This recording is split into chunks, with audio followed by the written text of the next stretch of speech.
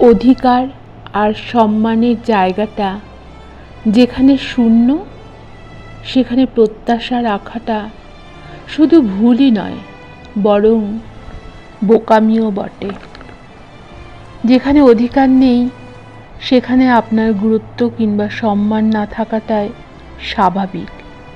আর যেখানে সম্মান আর গুরুত্ব না থাকে, সেখানে নিজেকে কখনোই আটকে রাখতে পারবেন না, আটকে রাখা যায়ও না।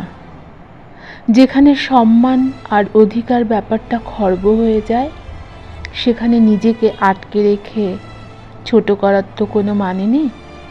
নিজের সম্মানে যখন আঘাত লাগতে থাকে, তখন মানুষ শুরু থেকেই তা টের পায়। আর টের পাওয়ার পরেই নিজেকে সরিয়ে নিয়ে আসতে না পারলেও নিজের গুরুত্বও সেখানে হ্রাস পায়।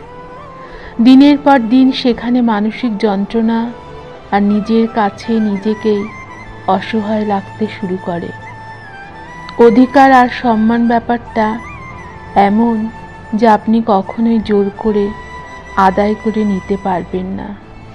আর যেখানে আপনার অধিকার বজায় থাকবে, সেখানে আপনার গুরুত্ব আর সম্মানও বজায় থাকবে।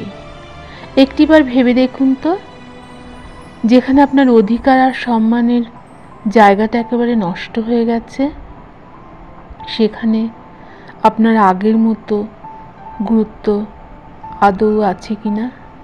যদি না থাকে, তবে সেখানে কি যন্ত্রণা ছাড়া আর কিছু পাচ্ছেন?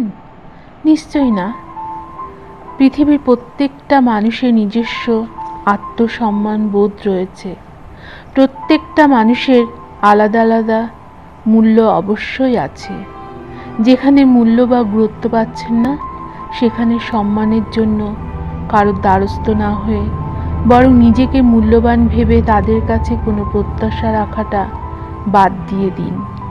বিশ্বাস করুন, এইভাবে দিনের পর দিন নিজের আত্মসম্মানে আঘাত দেওয়ার সুযোগ দিলে তারা আপনাকে মানসিক যন্ত্রণা দেবে বই শান্তি কখনো দেবে না।